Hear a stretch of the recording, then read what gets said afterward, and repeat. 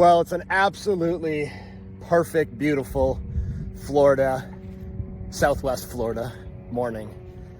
I'm gonna call this my paddleboard pontifications. I don't know. It's great to have a place to get out, clear your mind, decompress, decompose, and deconstruct the thoughts that are in your mind, especially as an entrepreneur. Like, you literally, your brain never stops. It's interesting. I've had, well over 1,000 employees. And there's two different types of people.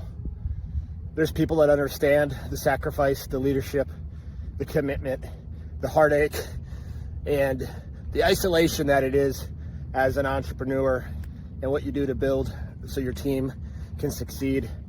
And then there's the employees that have this entitlement mindset that because you're the owner, you're living the high life. You can be living the high life when business is good. But the reality with entrepreneurship is it's only for the faint few. It's not for everybody. As a matter of fact, I've had so many employees who've gone off and wanted to do their own thing only to just realize, man, I had it good. I could be an intrapreneur. Being an intrapreneur is a beautiful position for high performers, for people who know how to increase their value. What an intrapreneur is, it's somebody who takes entrepreneurial skill sets and executes that within an organization.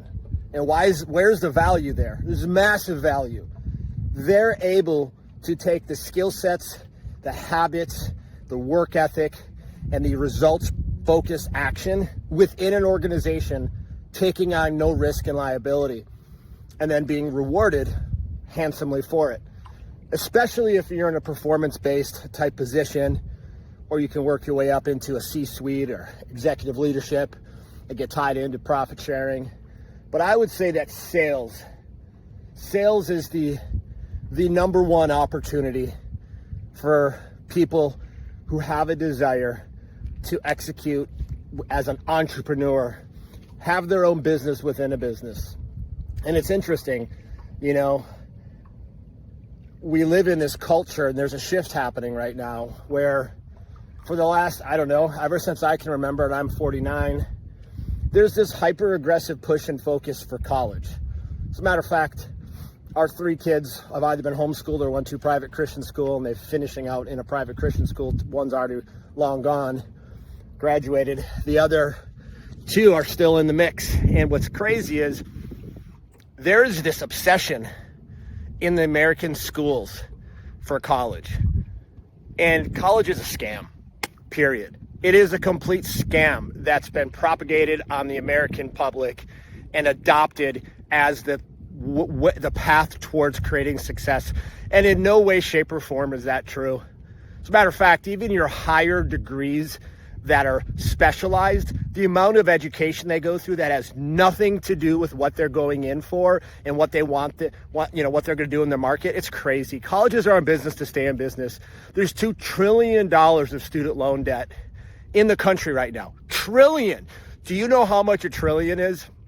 If you took $1 million a day since the day that Jesus walked the earth, you would not yet have $1 trillion. $2 trillion of bondage perpetrated on the American public.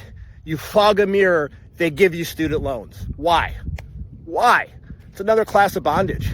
The college system aggressively has increased in cost, and the ROI has aggressively decreased in cost. And we look at the last 20, 30 years of this insane, obsessive focus on college. When the going to college simply means you're able to follow a set of instructions. That is literally it. Most people come out with absolutely no marketplace value. As a matter of fact, I've hired MBAs, people with law degrees, people that are CPAs, people that have all these different degrees, and they're on my sales teams. Why? Well, because they got into the market and realized that, man, the education that I have isn't equating the income that I would desire. And sure, you can always have people who do succeed in those endeavors, and they succeed no matter what they do. But the interesting thing about all of it is I think the shift is happening. I mean, you look at the trades right now.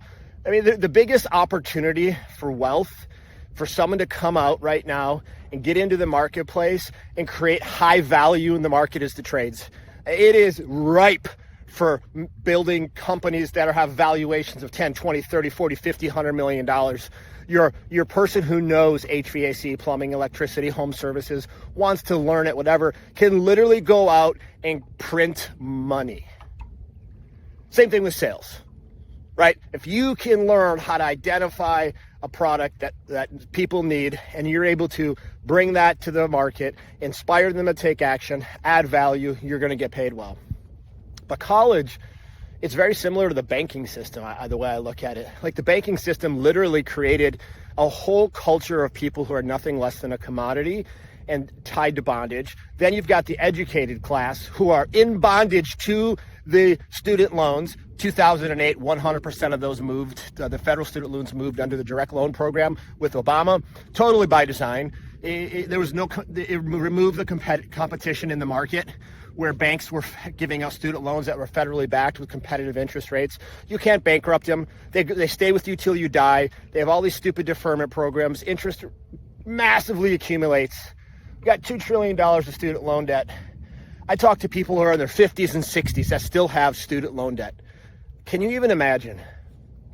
Anyways, this Pontifications is just about the reality that marketplace value is the only thing that rewards you with income. And unless you're working in maybe ministry and you have a massive passion and you're like, I know I'm not going to make a lot of income, but this is where God's led me. Why are you in the marketplace? You're in the marketplace to create the highest level of economic opportunity while making the biggest impact in the marketplace. And the college path starts to be programmed in kindergarten, literally. Matter of fact, I remember when, I think it was Cole, he was in kindergarten, going to this small school, and they were talking about college, or maybe it was Ethan in first grade, and about how, you got to go to school to get good grades, and this is why you're starting, so you can go to school to get good grades, then go to college to get good grades, then get a piece of paper so you can go get a job. And I remember Ethan or Cole, I can't remember who it was, raised his hand. Teacher talked to me about this and said, my grandpa didn't go to college. Both of my grandpas didn't go to college. They're successful business owners. My dad didn't go to college. He's a successful business owner. Why do you have to go to college? Funny stuff out there, man. I tell you. Look at this view. Can I turn this around or no? Look at that view here. Can you see it or no? I don't know if you can. You got the Ritz right there. Got the brand new Ritz residence also being built. This is the place to go to deconstruct your thoughts. Anyways, if anybody's looking for sales opportunities, you're aggressive, you're an intrapreneur, you know how to take coaching, you know how to be someone who executes, we've got opportunities, always have opportunities for great people. Can make anywhere from, we got people making $7,000 a month, we got people making 20 to 30 grand a month. So it's up to you. Get after it, keep on charging, build your future, get out of debt, be wise with your finances, grow spiritually, physically, mentally, emotionally, financially, and then move the habits in your life daily. You're nothing more than the compound impact of your daily habits. Look in the mirror. If you're not happy with it, it's because you've had bad habits. Look in your bank. If you're not happy with it, it's your bad habits. Cheers.